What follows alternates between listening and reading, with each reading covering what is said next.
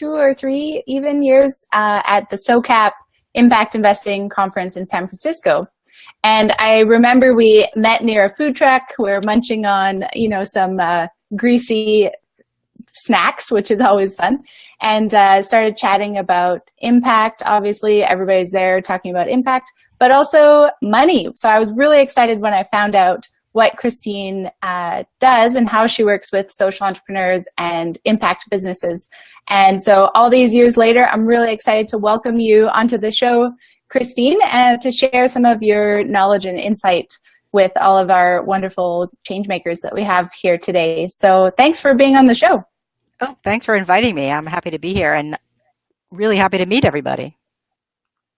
Yeah, awesome. I love how we are all about connecting people from all over the world.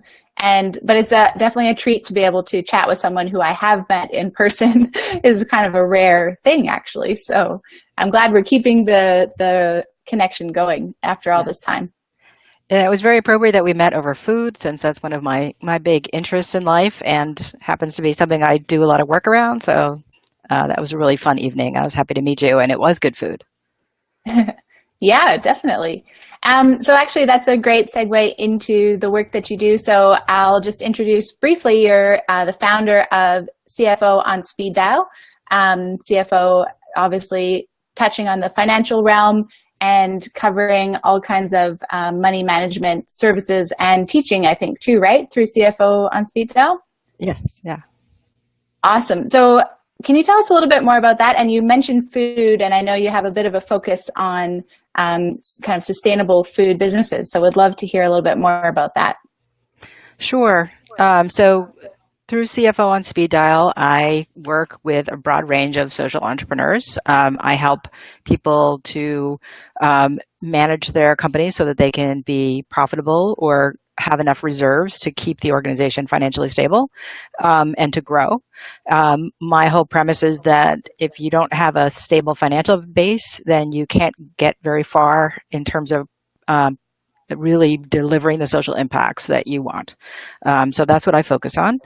And I got involved in food through literally the back door, which is food waste. I was working on a food waste initiative in New York City, and I started to meet all these interesting people, and a lot of them were chefs and restaurateurs and food producers, and they were trying to figure out what they could do with their food waste. And I loved the conviviality of the food world, and also the fact that working on food systems is really an entree point to so many other social issues. So, there are food-based entrepreneurs who are working on social justice, so looking at employment opportunity, looking at the criminal justice system, and it's just looking at health. It just touches so many different things, as well as kind of the bedrock of food, which is, of course, the growing environment and therefore sustainability.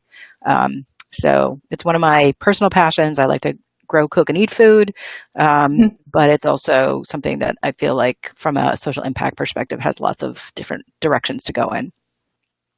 Yeah, that's so true. And it's a really interesting space in impact work because, like you said, it touches so many other causes and conversations, but also it touches our lives every day, so many times a day. And often goes under the radar, I would say, unless you're really conscious about it. It's so easy to just grab something at a takeout place or the grocery store and not even think about where it came from. So that's a really neat conversation and so important. The more I learn about it, the more I kind of get a little bit freaked out, but also am glad to learn more about what's happening. So,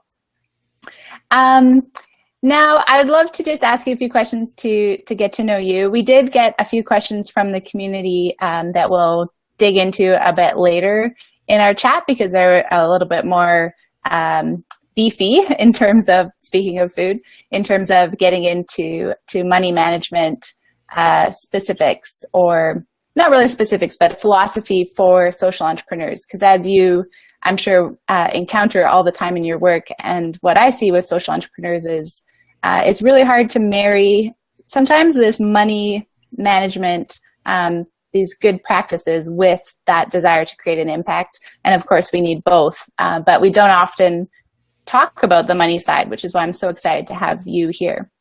So before we get into the money stuff, though, I'd love to get to know you more as a person. And so my first question is, what is kind of your ideal day? Like, what does your day look like, and which pieces of it do you love the most? My ideal day. Um, Mm-hmm.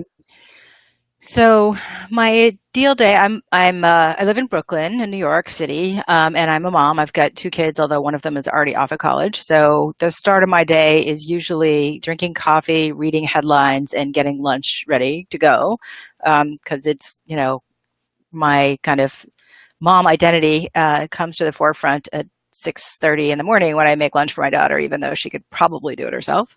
Um, I'm sure she can. Um, I also, it's really important to me in my ideal day to get exercise in. So I either go to a yoga class in the neighborhood, or I also love cycling. So I'll ride my bike either just for exercise or as part of my commute. Um, Sometimes I commute into a co-working space, the Center for Social Innovation, and that is an 8-mile ride. So that takes me an hour. I love doing that. That's a really fun Oh, way. And when I wow. get there, I'm like jazzed up and ready to go. I have so much energy. Getting home is another problem, but getting there is great. Wow, yeah, that's quite the commitment to do a 1 hour bike ride on your way into work, but because then you have to get back. But it's nice to get out in the air, right? I sometimes skip that part and roll 5 steps to my desk, and it just doesn't feel as energizing for sure. Yeah, on days like that, I try to make myself go for a walk because if I don't get some sunshine, it's a very bad day. And even if Mhm. it's not particularly sunny, you still benefit from being out there. Yeah, definitely. Great. Your day sounds like so much fun. And did you know, so I'm based in Calgary, Alberta, in Canada, and there's a CSI in Toronto, which is kind of the sister space, but I've never been to either of them. So I'm going to come check out the CSI in New York when I'm there in the fall, which will be really fun. Yeah, it's a great place. I really love it there and meet lots of interesting people. So we'll be happy to have you. Please come. Awesome.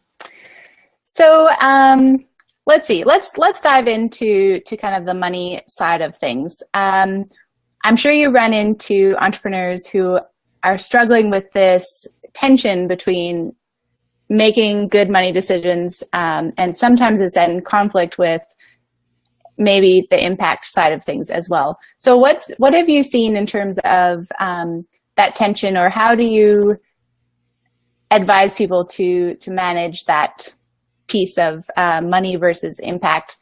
We don't want to have it as versus usually, of course, but it does happen. Yeah, so my entire introduction to money was an accident. It happened because I was an activist, nights and weekends, and for, self-sustaining myself, I had a job doing computer services, and I fell into this job. It turned out it was a very niche investment banking firm, and Mm. they did hospital and healthcare financing. And until then, I had honestly considered, corporations and banks to be the enemy. Um, and that experience taught me that if I knew how to work with money, I could do good things. And I started to change my understanding of money from being kind of the source of evil to being the source of power. And so that's how and then my first professional job after that was doing bookkeeping for Cooperative Home Care Associates, which was then a Mm. startup and is now the largest worker-owned business in the United States. Um, they employ over 2,000 home health aides. They've been at it for almost 30 years, maybe longer. And, it's so that was my introduction to how to do good with money, was about creating family sustaining jobs out of an industry that is known for treating its workers very poorly and not paying very well. So that's my perspective. I think that businesses that want to do well have to, if you want to do good, you also have to do well, that you have to have the financial infrastructure to support the operations. Um, and in my career, I've worked for many, many nonprofits where people rely on the fact that we're mission driven to take advantage of the people who are working in that field. And so, the people who are doing the hardest work often have the hardest work conditions also. And so, you can't change that. You can't pay people better and give them vacation and do the things you should do as a good employer if you don't have a, financial stability. So that's where I look at it. And for social enterprises that are trying to sell a product or a service as part of their mission-driven work, you're competing in a marketplace where you have to be able to price according to what the market will bear and pay wages according to what the market demands and things like that. So you have to have the business side of your mission really tight if you want to be able to scale and impact more and more people. Mm-hmm. Great. I think I caught the large majority of that, but there was a slight cut in there. So, but you definitely, I love what you said about money not as a source of evil, but as a source of power. I think that's a really powerful statement for us to kind of own and tape up on the wall as social entrepreneurs and really internalize that. And I guess, so it kind of touches on the mindset about money and running a social enterprise or a social business. Do you think that you have that mindset, you were able to see the potential of putting money first, or giving it some more value than maybe impact-driven organizations sometimes do? Are there any other related mindsets or kind of approaches or philosophies that you've really learned to embrace that help reinforce that thinking? And maybe some of those can act as some triggers for some of us listening to shift our perspective on money as well. Well, the other kind of thread that runs through my work is the thread of storytelling. So everybody now understands the power of story, that you have to tell your story so that people understand it and can relate to it. And the stories are often visual and definitely verbal, whether written or spoken. But if you're running a business, the other part of your story is the numbers. So if you can't look at the numbers and have them tell you a story, you're missing part of the narrative. So I like to try to break that down.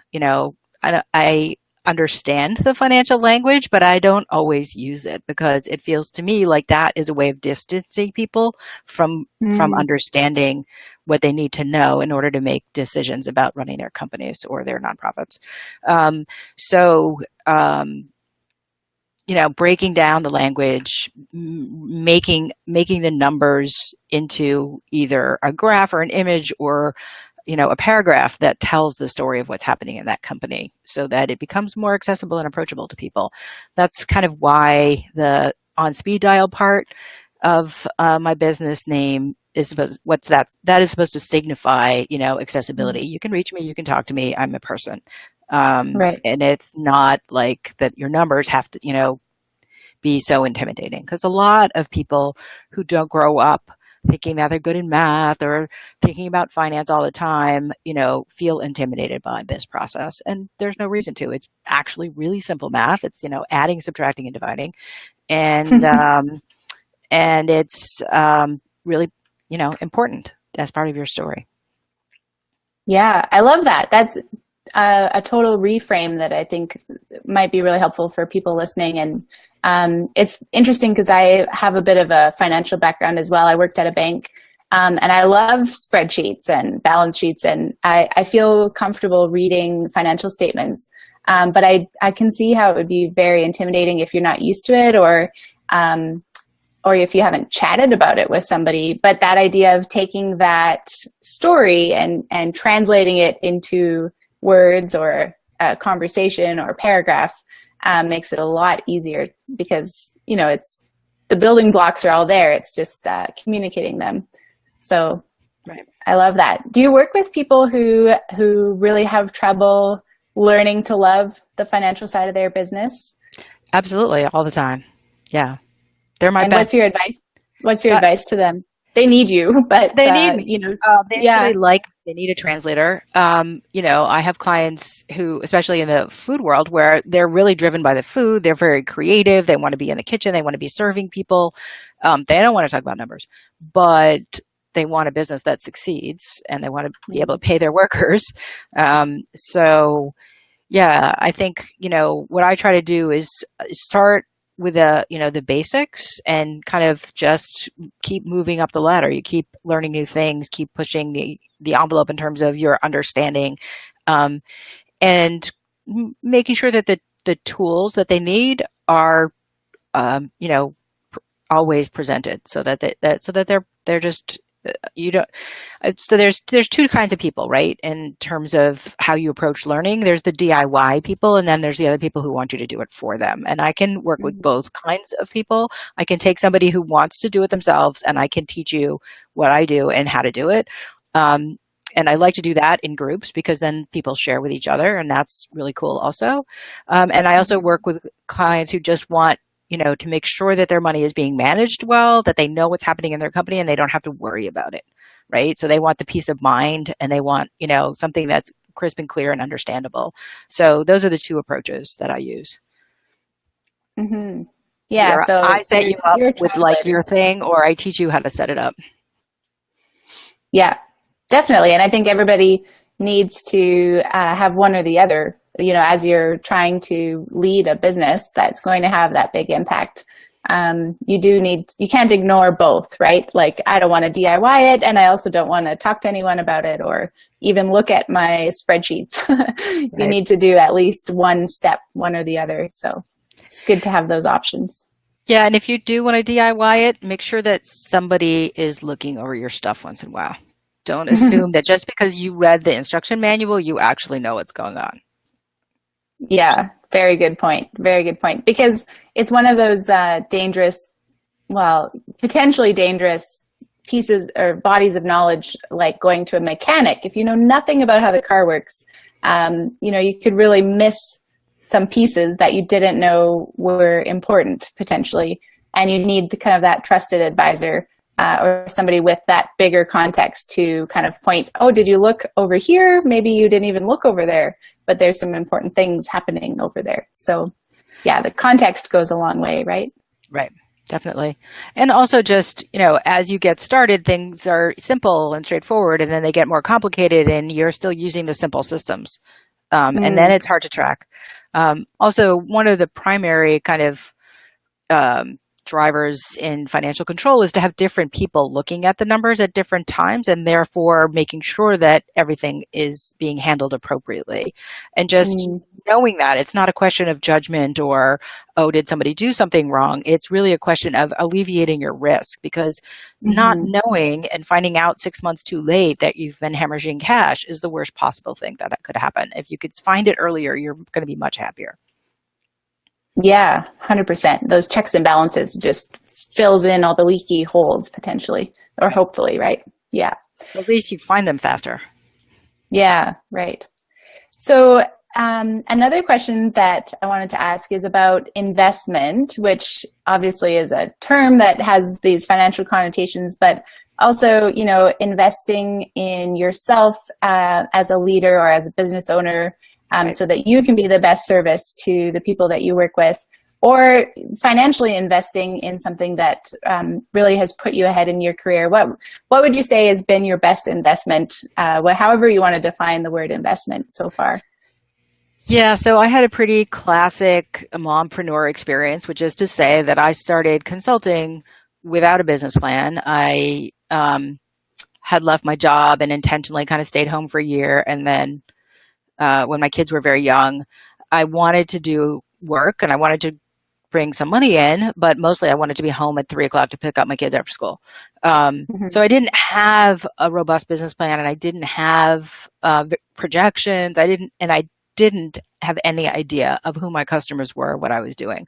Well, a few years go by, the kids are in middle school, they don't really need me to pick them up after school anymore. I'm trying to ramp up my business and see that, college tuition on the horizon.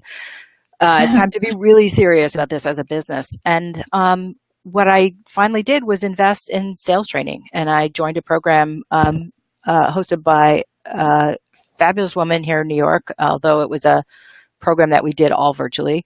And just because what I had figured out is that just because I knew how to write the business plan and put together the spreadsheets didn't mean that I knew anything about sales. There's a much Mm, different thing so the fact that you can put together a profitable plan on a spreadsheet or on a back of a napkin doesn't then immediately turn into clients and revenue.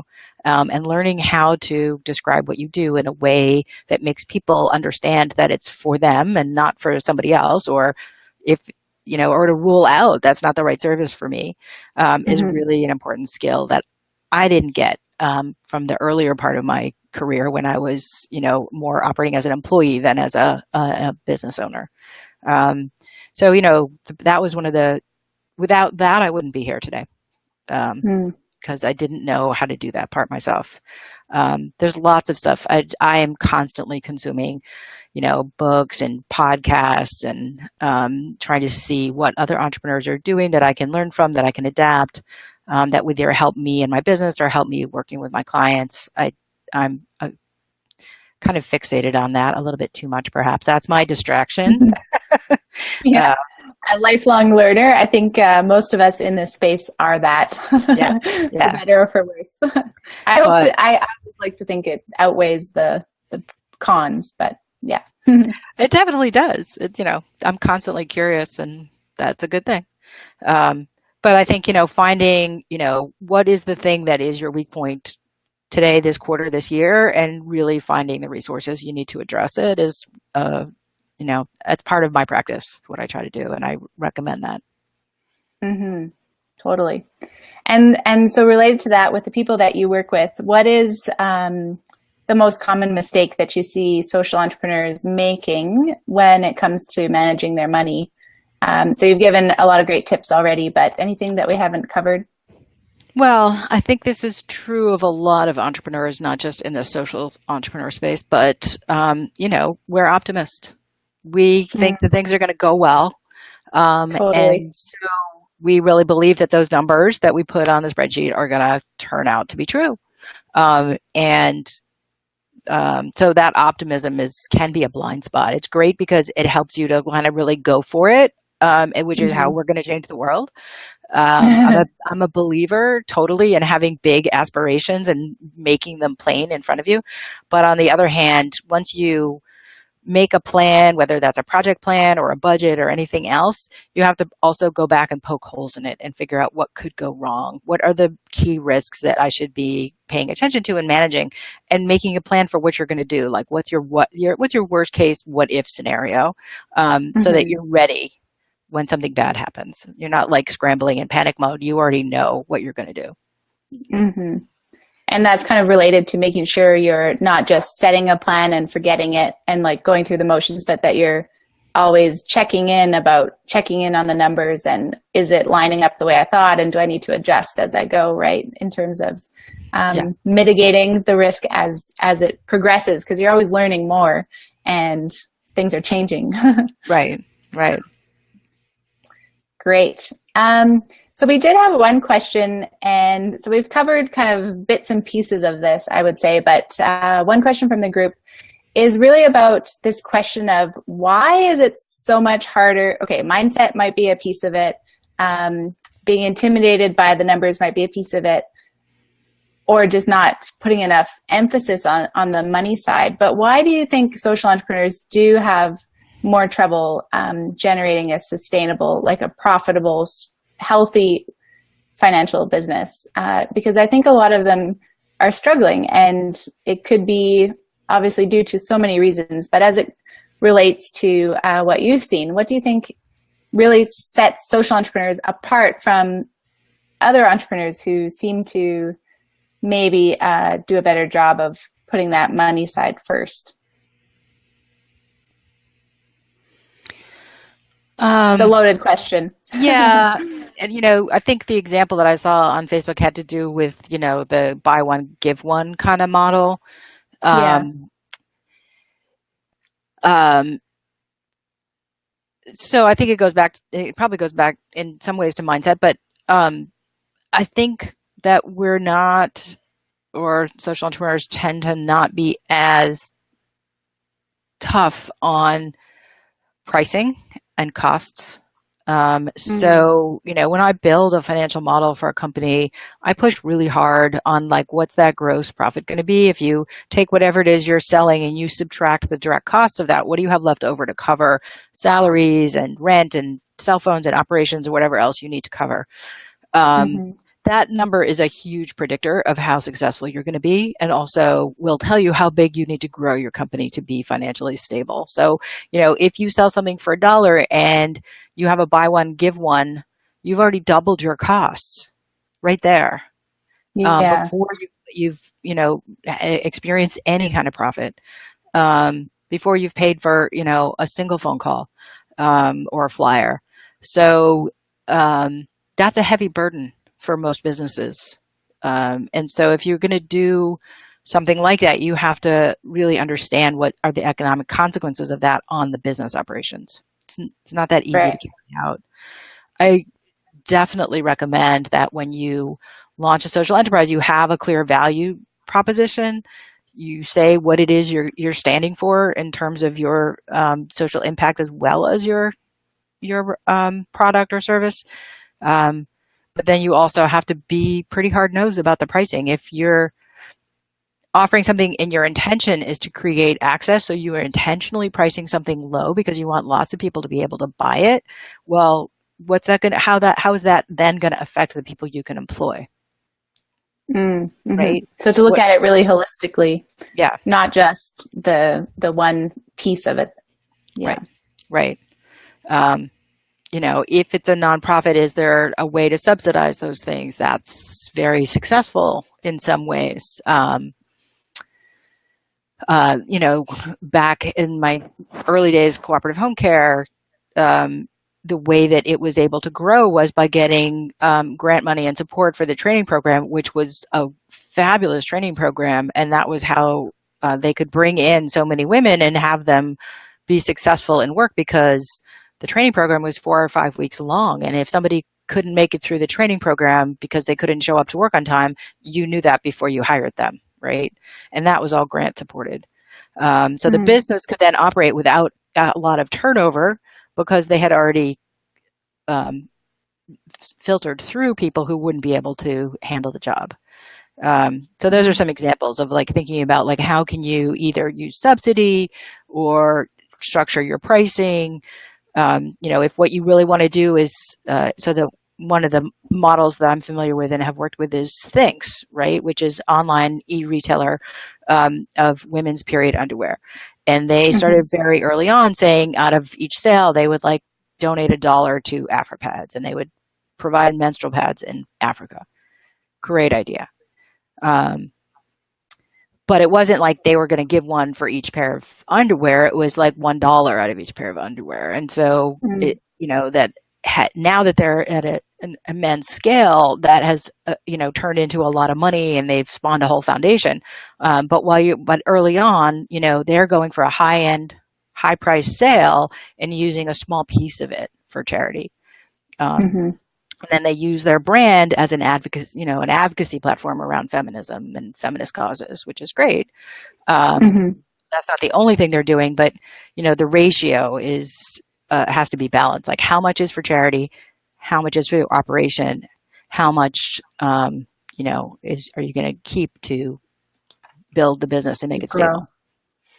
Yeah, so I think that's super, super important tip for everybody is to really know the numbers, right? Because I think you totally hit the nail on the head where if you're so focused on the impact and you have a business model that in theory sounds great and on the napkin seems to work, but if you're not keeping a really close eye on all of those costs that go into delivering the model that way and maybe the whole kind of structure needs to be adjusted as you go. I think that's a great example in terms of things to still accomplish the same goal, but in a slightly different way that's going to help them grow in those early years. And obviously it's worked for them and they're able to grow that impact exponentially because they maybe made that very conscious decision to be a little bit tighter or more careful with their costing and their revenues than their profit early on. Yeah. Because like you alluded to at the very beginning, if you're missing that piece, then you can't reinvest in yourself and grow, and then you're not going to reach the impact that you're trying to do in the first place. So it's everybody loses almost when you skip that piece of really paying attention to the finances. Yeah. The majority of companies of any kind that get started go under within 2 years. They don't succeed. So if you want to succeed and have a stable company and build that social impact, you have to pay attention to the fundamentals early on. Mm-hmm. Such a good reminder. If anybody who's watching this now or on the replay, please just take some time to chat this over with somebody who has a good understanding of the numbers. If you don't, or even if you do, it's always great to talk with somebody else because they can poke holes in your thinking in ways you haven't realized, right? It can kind of bring up some extra questions you may have overlooked. So yeah, questions are good. The more the more questions you get, the more you have to answer them. The more thought you put into it, the better. Mm-hmm. Wonderful. So many good tips, Christine. How can people stay in touch with you or take advantage of some of the wonderful things and information you have to offer for social entrepreneurs and kind of tap into your wealth of experience here? Well, you can find me on Facebook at CFO on Speed Dial or on my website, same address, cfoonspeeddial.com. And I do have a mailing list. It's probably once a month I send things out and send out announcements of what I'm up to and webinars and events and things like that. But I really like to hear from people about what are the things that you're struggling with, because that really helps me to make sure that the work that I'm doing is really focused on the right problems. Mm-hmm. So I'm happy to hear from people after this. When you see the conversation and you have more questions, just send them right along. Wonderful. We'll try to create a space here where it's not taboo or bad to talk about the money and dig into the money questions, because it's just such a foundational piece of creating an impact, like you mentioned. Right. So any last words that you'd like to share for our community here, or any last tips or advice or questions you want to leave people with? Well, no, I don't have any. I feel like this has been a great conversation. I'm happy to share my tips and tricks with you, and I look forward to hearing more I'll be looking for the messages on Facebook. Awesome. Thanks so much. You covered so many good tips here. I'll be doing a summary at some point to kind of pull some of that knowledge out for people to glance at, and we'll share that with you so you can share that around as well and keep the conversation going. So thanks so much, Christine, for being on the show today. Thanks, Danielle. So great to have you. Yeah. Okay. Well, we'll keep in touch, and for everybody watching, we'll see you next week for another episode of the show. Okay. Thanks for joining in. Bye. Bye.